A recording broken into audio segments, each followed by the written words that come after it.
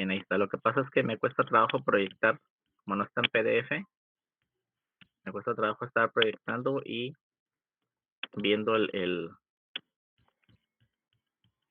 Meet. Bien, entonces vamos a comenzar con un repaso de lo que nos dijeron los compañeros. Ya nos dijeron, la nefrona es la unidad funcional del riñón, es la que hace posible los procesos que ya nos mencionaron: filtración, secreción, reabsorción y eliminación. Un comentario que me pareció muy acertado, o una información que es muy acertada, es el de los riñones. En los riñones no puede formarse nuevas nefronas, y estas ya no son sustituidas una vez que se pierden. Y bueno, el objeto de estudio de estos temas de síndrome nefrítico, se va a enfocar en esta estructura, el glomérulo. Y a los que les gusta histología, aquí está el glomérulo, con este capilar glomerular, la cápsula de Bowman. Y atención, fíjense bien, nos dijeron, hay un flujo plasmático renal, es decir, llega cierta cantidad de sangre y esta tiene que ser filtrada inicialmente en el glomérulo. Y en el glomérulo debe de traspasar 3 barreras para que pueda desde el capilar entrar ese filtrado a lo que es el espacio virtual de Bowman y luego llegar a los túbulos y seguir con el proceso de formación de orina. Y aquí tenemos las 3 barreras. En principio se va a encontrar una capa de células endoteliales del capilar. Recuerden que entra la arteriola aferente y se transforma o da paso, se continúa con un capilar glomerular. Entonces la primera es esta capa de células endoteliales. La segunda capa va a estar formada por una membrana basal. La mitad de esta membrana basal va a ser formada por células endoteliales del capilar. Y la otra mitad va a ser formada por otra capa de células epiteliales, pero ahora del lado de la cápsula de Bowman. Son los podocitos, que también son células epiteliales que tienen unas prolongaciones que parecen pies, por eso les dicen podocitos. Bueno, ambas células epiteliales, tienen que sintetizar las proteínas de su membrana basal, pues estas se funden en una sola membrana basal, y así por eso se habla de 3 barreras, para que pueda formarse el filtrado. Respecto a las células endoteliales, fíjense bien, son permeables, porque tienen unas ventanas, significa fenestración, tienen unas ventanas de 0.07 a 0.1 micrómetros de diámetro. ¿Qué significa esto? Aquí lo tenemos. Este es la membrana de la célula epitelial, del capilar, y ahí están las fenestraciones. Bueno, por ahí pueden pasar solutos del plasma. Todos, dice, todos los solutos del plasma pueden salir por ahí. Pero se impide el paso de eritrocitos, leucocitos y plaquetas. Mucha atención con esto. Significa que las proteínas pueden pasar. Y eso está significando. Puede haber paso de proteínas. Pero atención, apenas estamos en la primera capa. La segunda capa es la lámina basal. Y aquí, atención, ahí no hay células. Dijimos que es sintetizada por los células endoteliales, por los podocitos, endoteliocitos. ¿Y de qué está hecha? Está hecha de fibras de colágeno, proteoglucanos y una matriz de glucoproteínas. ¿Alguien me recuerda la carga eléctrica del proteoglucano? Atrae agua, pero creo que es positiva, es negativa. Es negativa, muy bien. Entonces, esta carga negativa, aquí está la membrana, la lámina basal, aquí, o membrana basal. Bueno, tiene carga negativa. Por lo tanto, las proteínas de carga negativa son rechazadas por la lámina basal. Está entrando otra cosa. Bien. La membrana basal también aparta o excluye del filtrado moléculas que tengan un tamaño mayor de 8 nanómetros. Bueno, ya hay un filtrado, pasan todos los solutos, pero la lámina basal detiene las proteínas y otras cosas. ¿Qué hacen entonces los podocitos? ¿Cuál es su función? Bien, ya dijimos que tienen unas prolongaciones que tienen forma de pie, por eso se les llama podocitos a la célula, a las prolongaciones se les llama pedicelos o piecillos en latín, perdón. Y aquí lo tenemos, esta es digamos, la formación del podocito, esos son los pedicelos. Se dice que tienen forma de pie, bueno, en la imaginación de quien lo describió. Bien, entonces entre los pedicelos hay unas rendijas, unas hendiduras, como está aquí, y son conocidas como hendiduras de filtración. ¿Para qué funcionan? Pues es una membrana delgada, y la membrana de hendidura, y tiene un tamaño pequeño que permite que pasen moléculas con un tamaño menor a 3 nanómetros. Y aquí tienen la lista de lo que puede pasar. Agua, electrolitos, glucosa, ácidos grasos, aminoácidos, urea, creatinina, que son los desechos nitrogenados, y vitaminas. Posteriormente, en los túbulos, una parte, ya nos dijeron, va a ser reabsorbida, o la totalidad de ciertos compuestos va a ser absorbida, otro se va a reabsorber solo una parte y el resto va a ser eliminado. Bueno, aquí lo importante es conocer cómo se va dando este proceso de filtración para entender los síndromes nefrótico y nefrítico. Y a manera de resumen, aquí tenemos el lado capilar, de hecho aquí está un eritrocito para darnos esa idea. Tenemos aquí la membrana basal, bueno, este es el endotelio, membrana basal, y los podocitos.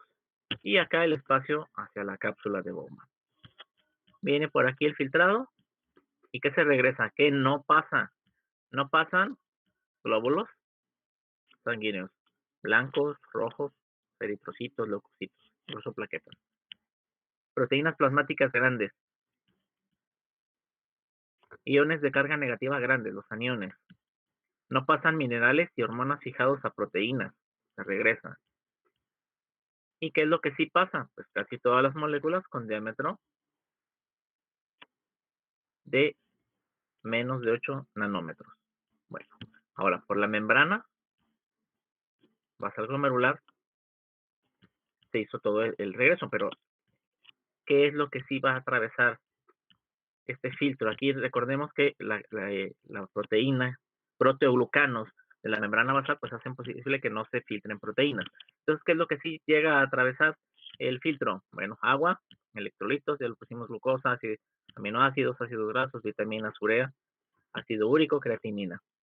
Moléculas pequeñas son las que pasan. Ahora, esto nos ayuda a entender lo siguiente, pues que afectando ciertas estructuras del glomérulo vamos a tener manifestaciones distintas. Y, por ejemplo, aquí vamos a tener que el glomérulo se puede afectar por mecanismos inmunitarios, no inmunitarios y hereditarios. Y vamos a hablar un poquito, nada más, brevemente, de cómo se dan estos procesos. ¿No quiere cambiar? Ahí está. Ahora, tenemos dos mecanismos inmunitarios que están implicados en el desarrollo de lesión glomerular. La primera, tenemos lesión por anticuerpos, fíjense bien, que reaccionan con antígenos glomerulares fijos o antígenos plantados dentro del glomérulo. Lo que estábamos viendo ayer, ¿me recuerdan que, por favor, tipo de reacción estaríamos hablando aquí en este caso de esta lesión que ponemos como ejemplo principal, bueno, o como primario, el que está en primer lugar? Linfoma.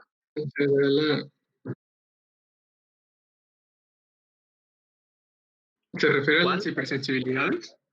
Sí, de eso hablamos ayer. ¿Es el 3 in situ? ¿Mm? Bueno, puede ser el 2, el tipo 2, si hablamos in situ o por complejos circulantes, o esa es la 3. ¿Cuál es? ¿En qué consiste la tipo 2?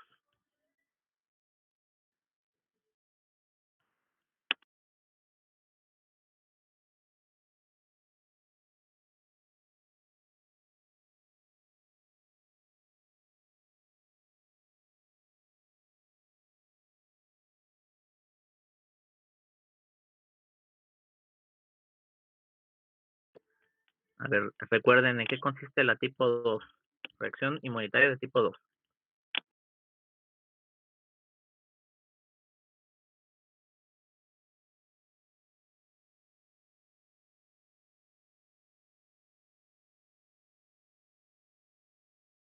Es en la que el anticuerpo se dirige al antígeno en la membrana celular, ¿no?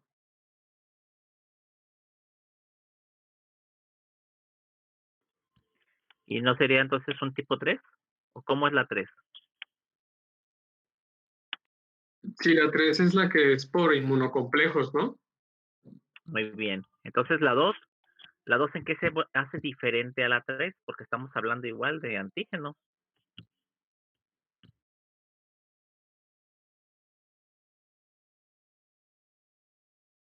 Bueno, yo entiendo que en la 2,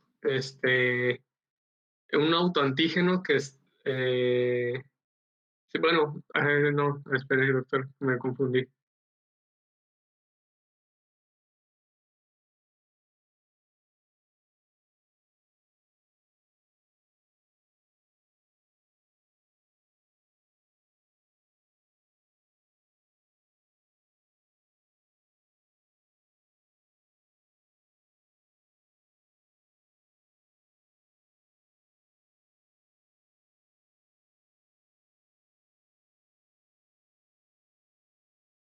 Recuerden que la tipo 2 incluye lesiones citolíticas y citotóxicas. Entonces está mediada por anticuerpos. ¿Cuáles son?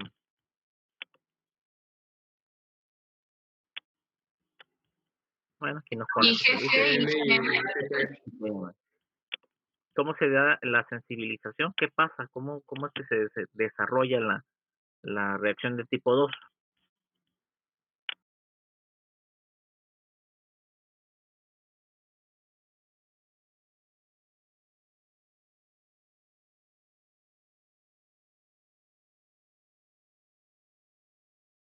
Pues es después de una enfermedad bacteriana que detecta una homología con las proteínas de superficie que hay en la bacteria con las proteínas de la membrana. ¿Y después qué sigue? ¿Qué ocurre? Y después los antígenos se unen a las proteínas que están en la membrana basal glomerular y así el sistema inmune ataca ah, estas proteínas. Bien, entonces como ejemplo se nos ponía el síndrome de Goodpasture, le llaman, donde hay un ataque a la membrana basal glomerular. Y como tipo 3, el antígeno como tal puede unirse a un anticuerpo en la circulación y depositarse sobre el glomérulo, o bien el antígeno llegará a depositarse sobre el glomérulo y llegar el anticuerpo y formar el complejo inmunitario y desencadenar la respuesta del eh, complemento, la activación del complemento y luego ya viene el proceso inflamatorio. Entonces estaríamos hablando que ambas, tipo 2 y tipo 3, pueden ser responsables de la lesión inmunitaria glomerular. De hecho, nada, se me adelantó. Aquí está. Tiene que ver con los complejos circulantes que quedan atrapados en la membrana basal. En efecto, son prácticamente los dos tipos de mecanismos, pero claro, con diferente eh, desencadenante. Se habla a veces de que la respuesta inmunitaria puede estar dada por una infección viral. En otros casos vemos que hay una infección bacteriana previa, como ya lo habían comentado. Y esos son los dos mecanismos. Ahora, una vez que el glomérulo es afectado, vamos a encontrarnos distintas manifestaciones clínicas. Aquí les dejo 5 categorías a través de las cuales puede manifestarse la enfermedad glomerular. Y en primer lugar, los síndromes nefríticos, una glomerulonefritis rápidamente progresiva, lo van a ver en patología. Tenemos el síndrome nefrótico, trastornos asintomáticos, pero que en el sedimento urinario encontramos sangre, encontramos proteínas, o una glomerulonefritis crónica. Ahora, fíjense bien, los síndromes nefríticos nos van a llevar a una respuesta inflamatoria proliferativa. Y generalmente la estructura dañada es el vaso sanguíneo, el capilar, pues glomerular. Mientras que el síndrome nefrótico lo que va a dañar es la membrana basal, por lo tanto se produce aumento de la permeabilidad del glomérulo. Esta es la base, por aquí vamos a empezar. Migro de presentación.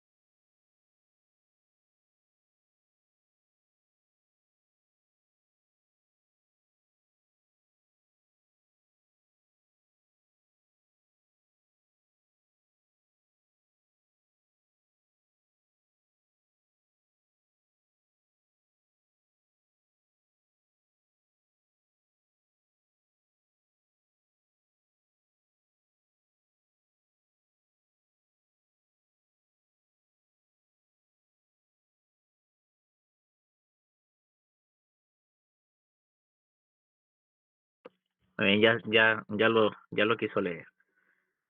Bien, entonces pasemos a síndrome nefrítico y síndrome nefrótico. En el caso del síndrome nefrítico, como les comentaba, el ataque es hacia la pared del capilar. Es decir, aquí el problema es que hay una reacción inmunitaria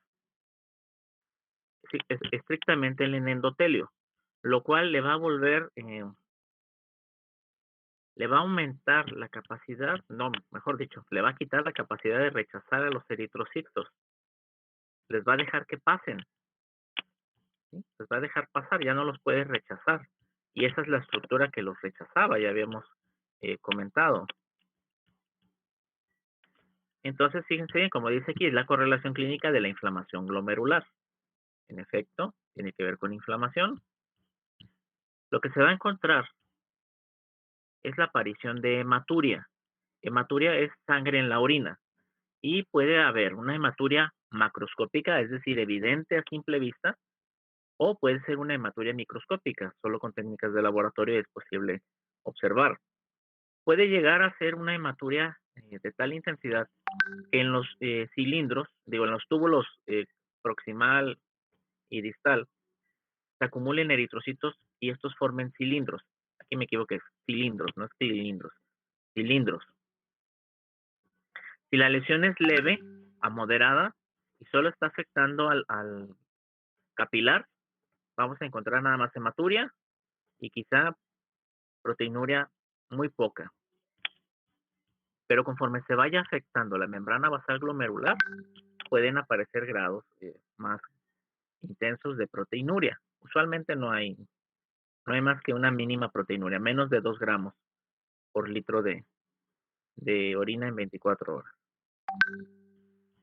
Pero como está aumentada la presión hacia el glomérulo, como lo presentaron en la diapositiva, está habiendo salida de sangre a través de los túbulos del glomérulo, lo cual no deberá ocurrir. De pronto cesa la sangre, o bueno, deja de llegar mucha sangre. Es decir, hay que detener el daño, hay que detener la progresión. se detiene filtrado glomerular, como nos mencionaron, y esto va a originar aumento de la tensión arterial. Nos va a dar oliguria y podemos encontrar signos de función renal deteriorada, es decir, datos de salida o pérdida de ciertos elementos que normalmente deberían de estar siendo eliminados, los vamos a encontrar en la sangre. ¿Por qué? ¿Qué es lo que pasa? Bueno, al haber inflamación del capilar, del daño a la pared capilar, se pone en marcha un mecanismo de compensación. ¿Qué es lo que pasa? Llega menos flujo plasmático en apariencia hacia el glomérulo. Por lo tanto, se activa desde el sistema nervioso autónomo hasta el sistema renina-angiotensina-aldosterona. Entonces, por eso es que ocurre aumento de la presión arterial en general. Por eso nos presentaban, hay aumento de la tensión arterial, sí, esto se manifiesta por ese incremento en la presión. Y atención, pues vamos a encontrar que aparecen los eritrocitos en orina, visibles o al microscopio, a simple vista o al microscopio, y esto es responsable de los cambios hemodinámicos. ¿Por qué? Porque va cambiando también concentración de electrolitos, se detecta menos llegada de flujo plasmático y comentábamos, se ponen en marcha los mecanismos de compensación. Profe, Ahora, FG, perdón, se refiere al mecanismo de compensación. Tasa de filtrado glomerular. Eso significa TFG. El cambio hemodinámico hace que disminuya la tasa de filtrado, lo que decíamos anteriormente. Bueno, se detectan cambios en la sangre que está llegando.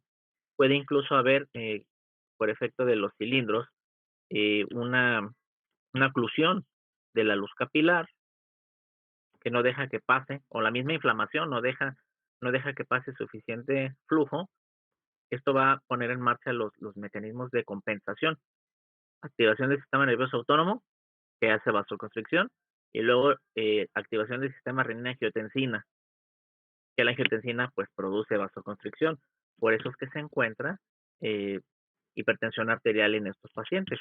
Aquí lo ponemos como hipertensión. Ahora recuerden, en hipertensión se va a aumentar de las fuerzas de Starling, ¿cuál aumenta?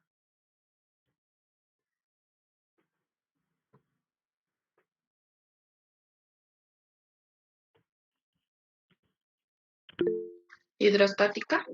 La presión hidrostática, lo cual va a llevar a la formación de edema y se acumula en el espacio intersticial. Y si está activado el sistema renina-angiotensina-aldosterona, pues en otras nefronas va a incrementar la reabsorción de sal, o sea, de sodio y de agua.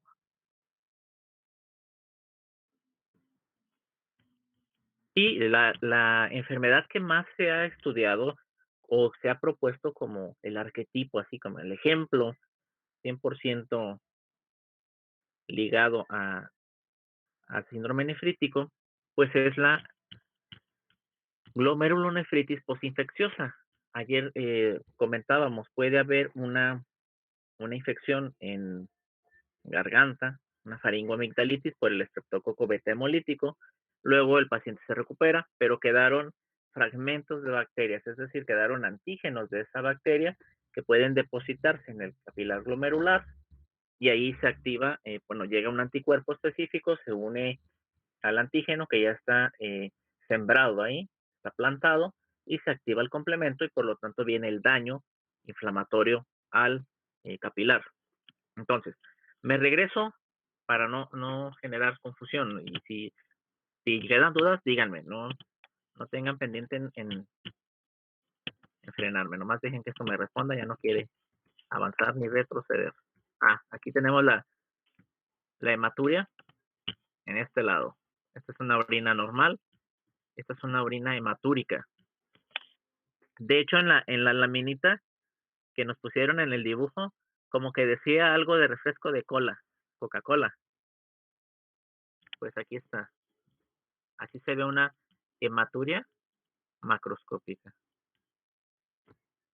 En el caso de síndrome nefrítico. A ver si avanza para atrás. Sí, tiene que avanzar. Recapitulo para que no nos perdamos.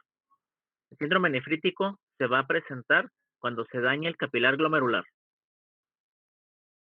¿Qué puede dañarlo? Un antígeno que vaya y se enclave ahí, se siembre o se plante, como en el caso de glomerulonefritis post infección estreptocócica de amígdalas, pues, o faringoamigdalitis. Al ocurrir el daño al endotelio, este pierde la capacidad de rechazar a las células y por lo tanto van a aparecer eritrocitos. El hecho de que estén pasando eritrocitos hacia el espacio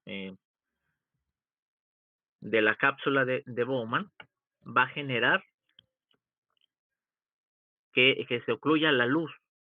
Y luego también la inflamación que está ocurriendo en el capilar, pues va a hacer que ocluya la luz. Esos cambios, tanto hacia el lado tubular, donde va el filtrado, como al lado del plasma sanguíneo, van a provocar que el riñón, el glomérulo, o sea, todos los glomérulos reciban menos sangre. Y por lo tanto se tienen que activar mecanismos de compensación. En este caso, sistema nervioso autónomo, liberando catecolaminas, con lo cual hay vasoconstricción. Y luego, acto seguido, el sistema renina-angiotensina, que ya con la formación de angiotensina, pues genera vasoconstricción. Por lo tanto, esto se manifiesta como una hipertensión. ¿Alguien desea entrar? Déjenme brinco a... Ay, Dios. No me gusta proyectar porque luego ya no me deja ver mi... ya no me deja ver mi...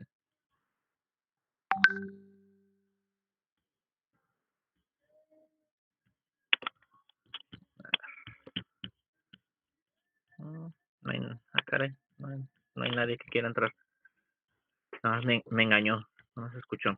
Bueno, comentaba, entonces vamos a tener hipertensión arterial como manifestación de incremento de catecolaminas, de angiotensina, y la hipertensión va a generar aumento de la presión hidrostática capilar.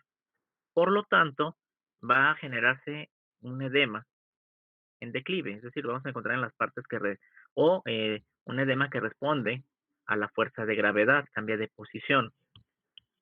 Además de esto, activándose el sistema renina-angiotensina, pues el paso final es la aldosterona. Y esto termina por producir retención de sodio y agua en los túbulos, lo cual incrementa pues la hipertensión y luego el edema. Es como un círculo en esos casos. Aquí dudas. Nos regresamos. Yo con el sistema que mencionaba de regulación del sistema nervioso autónomo, cuando libera las catecolaminas, la aldosterona, o sea, ¿por qué podría ser como un sistema o una retroalimentación negativa si se supone que está dañando a la hora de aumentar la hipertensión, ¿no? O sea, aumentar y ocasionar el edema. Bien, aquí el problema con los mecanismos de compensación, que no distinguen bien lo que está pasando. Ese es el gran problema. Lo vamos a ver a lo largo del curso. ¿Qué es lo que ocurre aquí? Aquí el flujo estaba llegando bien. El problema es que se viene una inflamación del capilar glomerular. Es decir, hay un ensanchamiento del espacio, pero del espacio intersticial. ¿Qué es lo que determina este ensanchamiento del espacio intersticial? Que se ocluye la luz del capilar, en primer lugar, pasa menos líquido. En segundo lugar, al dañarse la pared endotelial, pues el espacio de Bowman empieza, allí vamos a encontrar eritrocitos, que generalmente no deben de estar, es lo normal. Entonces estos eritrocitos se pueden ir acumulando a lo largo del túbulo. Incluso pueden generar lo que les llamaba como cilindros, se apilan los eritrocitos. Y por eso se forman estos cilindros eritrocitarios. Pues bien, estos cilindros eritrocitarios no dejan que pase el líquido. Por lo tanto, a lo largo de la estructura de la nefrona, se detecta que está bajando la cantidad de líquido. Y recuerden que en el túbulo contorneado distal está la mácula densa, que es la que hace posible que se ponga en marcha el sistema renina-angiotensina-aldosterona. Por lo tanto, si no está llegando flujo hasta allá con una buena cantidad, porque lo que está dañado es desde glomérulo, túbulo contorneado proximal, o lo que está ocluido, entonces esto pone en marcha los mecanismos de compensación. Tiene que llegar más sangre y esto va a activar el sistema renina-angiotensina, por ejemplo, que la angiotensina produce hipertensión, porque, bueno, produce vasoconstricción, pero si hay mucha angiotensina, pues se va a generar la hipertensión. Ahora, como bien apuntas, pues esto es un círculo vicioso, porque si aumenta la tensión arterial, puede ser que ya no llegue la cantidad de sangre que se desea al riñón, y por lo tanto se sigue liberando sistema renina-angiotensina-aldosterona, se sigue activando, y esto es como un círculo vicioso. Y luego a esto le añadimos que se consume sal, se reabsorbe sodio y en consecuencia agua, aumenta el volumen vascular, pero no este volumen vascular pues tiene que ser de alguna manera contenido y movilizado, tiene que ir circulando. Por eso es que también el sistema nervioso autónomo entraría en juego para tratar de aumentar el gasto cardíaco, porque está aumentando el volumen o retorno venoso. Entonces tiene que aumentar el gasto cardíaco. Y bueno, determina también un incremento de la presión arterial, a fin de cuentas. Por eso es que este es el dato, digamos, de los más frecuentes, hipertensión, y el otro es la hematuria. Ahora, por acá nos ponen, y las proteínas, bueno, aquí el síndrome nefrótico no es tan relevante la proteinuria, porque lo que está dañado es el capilar, no la membrana basal. Y recuerden, lo que se daña, lo que va a rechazar a las proteínas es la membrana basal. Pues puede estar dañado el capilar muy enormemente, pero mientras esté la membrana basal íntegra, proteínas no pasa. Porque quien también hace forma membrana basal, recuerden que es el podocito, no solo el capilar, no solo el endotelio. Entonces podemos encontrar grados variables de proteinuria, pero que generalmente no pasan los 2 gramos, insisto, no pasa de 2 gramos por litro en 24 horas, por litro de orina en 24 horas. ¿Por qué? Porque se va a mantener, insisto, más o menos indemne, o sea, sin daño, la membrana basal glomerular. Atención, esta es la diferencia con el síndrome nefrótico. Bueno, aquí, ahí está. Estos son los signos más relevantes. Esto es lo más relevante aquí. Hematuria, más hipertensión y el edema. El edema por la presión hidrostática aumentada. Bueno, ¿y qué pasa en el síndrome nefrótico? Entonces, ¿qué es lo que le vuelve distinto al síndrome nefrítico? ¿Dónde está el cambio, la diferencia? Bien, acá en el caso del síndrome nefrótico, el problema va a estar sobre la membrana basal glomerular. Fíjense bien, se mantiene el endotelio, no sufre cambios, ¿sí? Lo que está siendo afectada es la membrana basal glomerular. Y, por ejemplo, vamos a encontrarlo como un defecto primario, una alteración primaria, o bien una alteración secundaria a enfermedades como la diabetes mellitus, o el lupus eritematoso sistémico. Es decir, el proceso que llevan estas enfermedades termina por dañar a la membrana basal. En el caso del lupus, pues encontramos que los anticuerpos van y dañan a la membrana basal. O el proceso inflamatorio daña a la membrana basal. En el caso de la diabetes, los cambios que induce la glucosa, circulando el exceso de glucosa, y los cambios sobre las estructuras vasculares determinan el daño al glomérulo. Y bueno, ¿qué va a pasar? ¿Por qué hacemos esta introducción? Porque el síndrome nefrótico no es una enfermedad, sino que puede ser originada, ya vimos, por lesiones primarias, por ejemplo, síndrome asociado a enfermedad de cambios mínimos, glomerulonefritis membranosa, en sí, bueno, glomerulosclerosis segmentaria focal. Eso lo van a ver en patología, todos los tipos de glomerulonefritis que hay. Serían los trastornos primarios. Y trastornos secundarios, ya hablamos, diabetes, lupus. Bueno, todos ellos tienen en común dañar la membrana basal glomerular. Y en consecuencia vamos a tener un aumento de la permeabilidad glomerular. Es decir, al perderse los proteoglucanos de la membrana, ya se pierde la carga negativa. Así que las proteínas grandes que tienen carga negativa, pues pasan por ese sitio donde ya nadie les impide. Y esto se va a ver como una pérdida de proteínas plasmáticas en orina. Por eso es que aquí sí vamos a encontrar una proteinuria significativa. Y aquí hago un énfasis. Es precisamente la pérdida de las proteínas a través de la orina la que va a dar origen a las demás manifestaciones del síndrome nefrótico. ¿Cuáles son? Vamos a ver. Entonces, de entrada, como está dañada la membrana basal, se pierden proteínas. Más de 3.5 gramos por día, ¿sí? de proteínas. En el síndrome nefrótico es hasta 2. Si se llega a dañar la membrana basal glomerular, generalmente pues es hematuria. Por otra parte, ¿por qué lipiduria? ¿Por qué se perderían lípidos? Los lípidos, ¿por qué se pierden en la orina? ¿Alguien tiene idea? Por la filtración.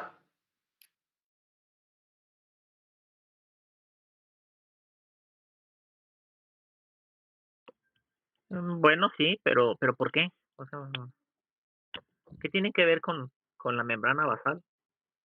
Si esa rechaza proteínas, o sea, ¿qué pasa? ¿Qué pasa? No sería, doctor, por las fenestraciones. Entonces, como que las fenestraciones.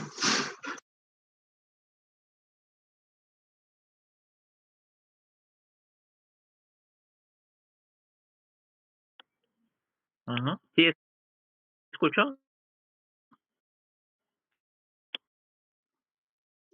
Yo me refería que, Pues nos dice Gerardo que porque...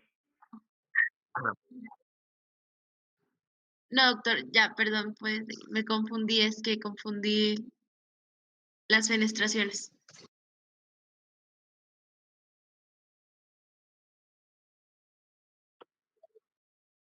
Muy bien, fenestraciones, hablando de capilar, pero en cuanto a la membrana, estamos hablando de cargas.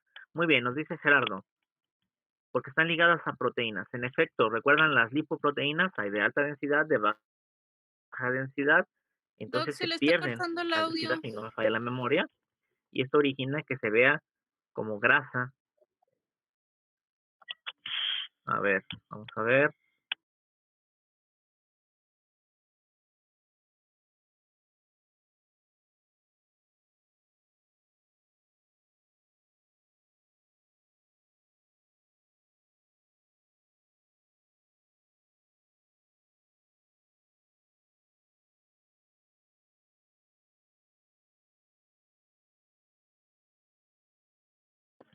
Sí.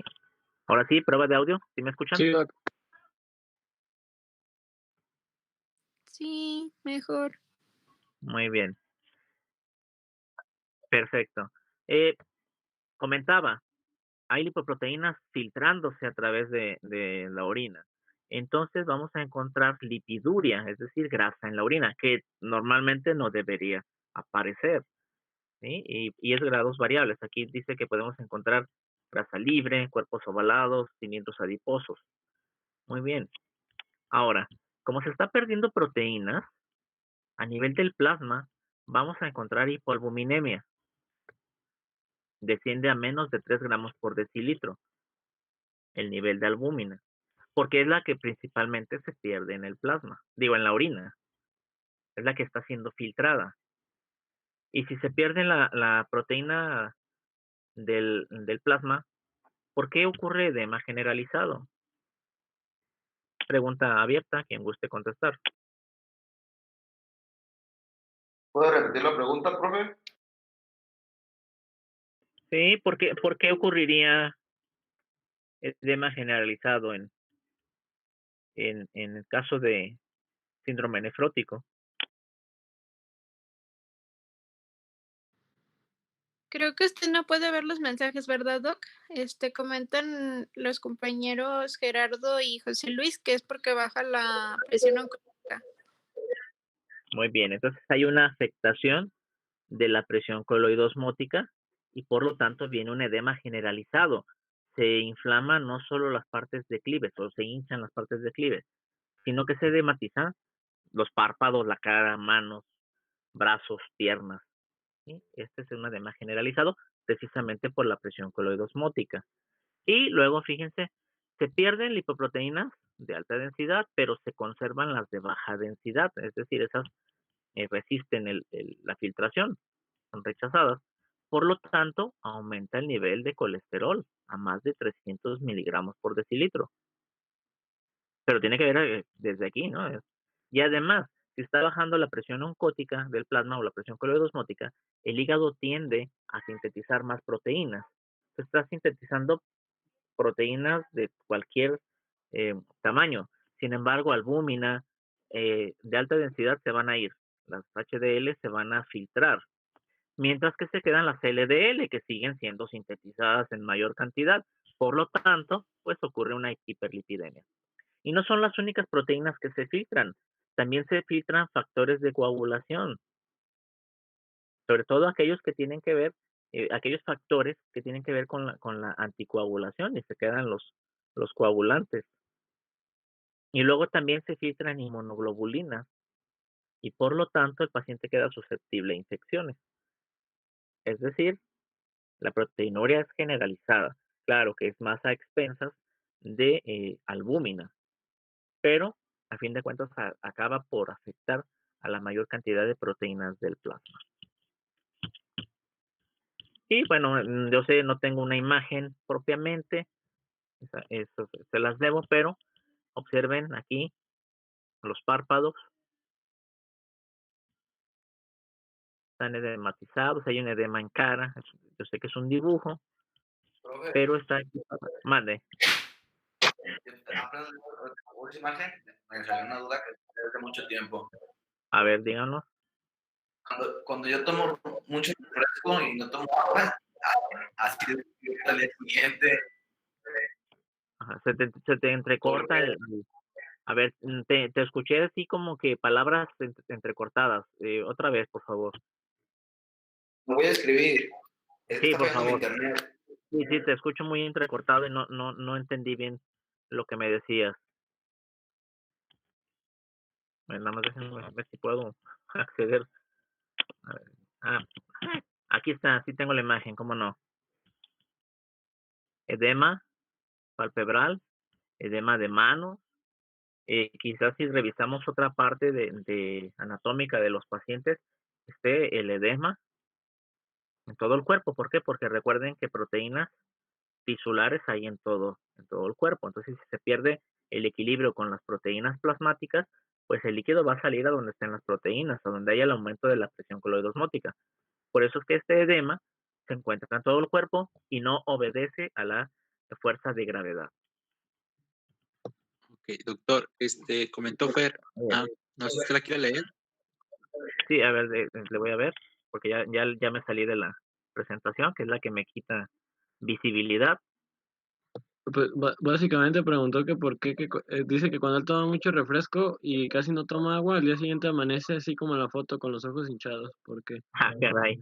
Bueno, no sé bien a bien por qué se deba, y no tengo la respuesta certera porque faltan otros datos, pero me imagino, supongo que la carga de azúcar que tiene el refresco tiene que ver, supongo, porque ya nos decían anteriormente en la presentación, por cada gramo de glucosa se tiene que filtrar 1 gramo de glucosa. Tal vez ahora no, pero ahí te va, o sea, ahí te va la explicación. recuerden que el riñón tiene un umbral o un punto en el cual va a filtrar y después, ya digo, a reabsorber lo que filtró y después de ese punto tira lo que haya.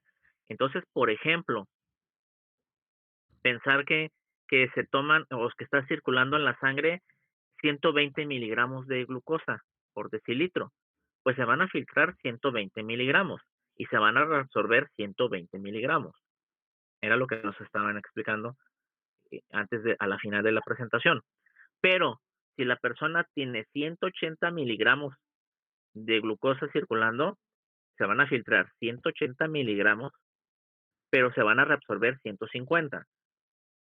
Y en la orina van a aparecer 30 miligramos de glucosa. No sé si por ahí vaya el asunto contigo. Y el exceso de refresco esté originando algún mal funcionamiento renal que trata de ser compensado por algún medio no sé, de vasoconstricción o alguna circunstancia que hace que se te inflamen los ojos o se te dematicen, pueden ser las manos, los pies.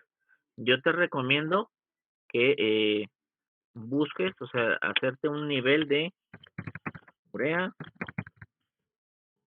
creatinina, ácido úrico. ¿Por qué? Porque esto ya nos va a dar la idea de cuánto nivel hay basal. Si se ve un nivel elevado, pues hay que pasar a una prueba de depuración de orina de 24 horas. Creatinina, es creatinina en orina de 24 horas. Sí, pero eso sería lo primero. Porque entre otras cosas hay que ver, pues, tu estado general. Claro, yo aquí te estoy dando una orientación, pero tendrías que acudir a un médico y plantearle todo para que te haga una evaluación y proceda a hacer más estudios. Esto sería yo nada más para ver lo renal, pero habría que ver otras cosas. ¿Sí? Porque si no, pues no te puedo dar una certeza. Pero por si sí o por si no, pues deje de tomar refresco. No vaya haciendo, porque a largo plazo quizá no tengas una lesión renal como tal, pero tal vez hay una predisposición, no sabemos, alguna predisposición genética y con el refresco pues se está quizá manifestando. Por si sí o si no, mejor el refresco pues queda lejos. Ahora, el decirte que no consuma refresco no significa pues entrele a la cervecita, pues tampoco, ¿eh? Entonces, solo aguas frescas, de momento en lo que te hacen estudios. Ya está, gracias, Doc. Ya dio en el clavo, Doc.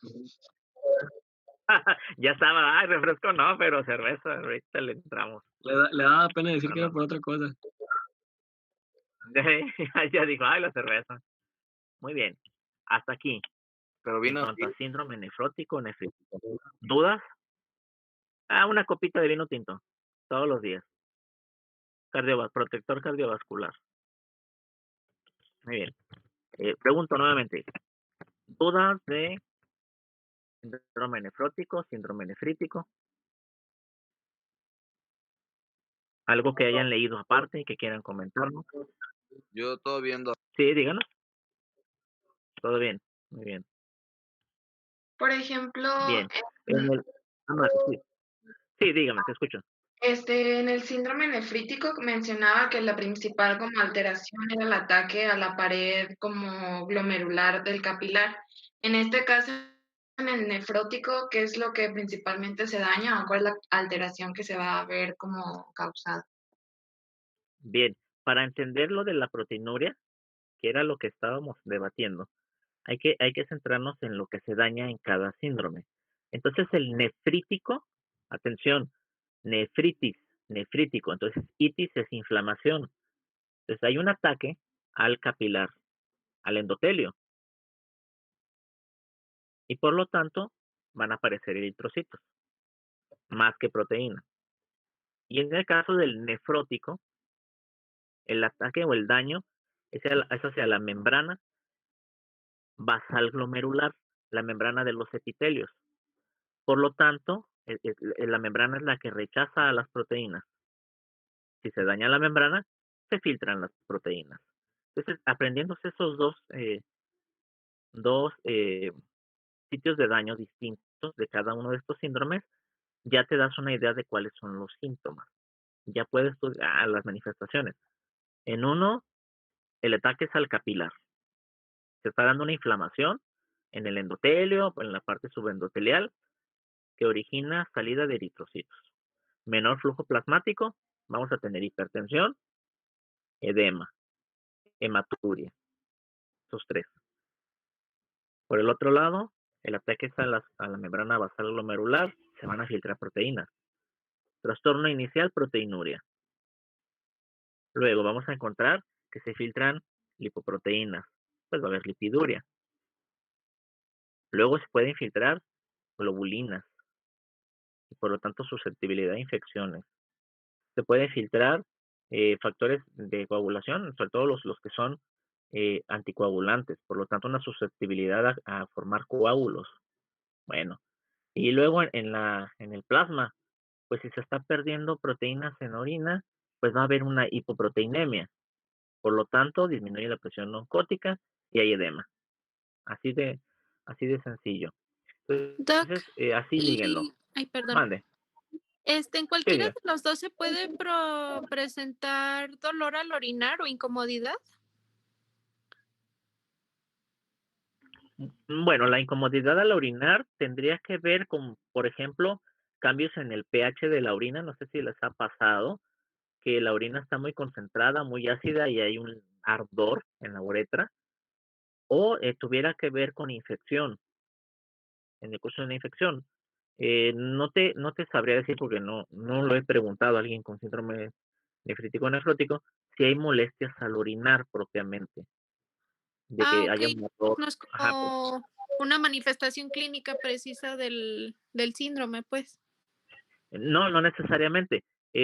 Allí estamos hablando de hay un proceso infeccioso añadido o quizá la acidez de la orina puede haber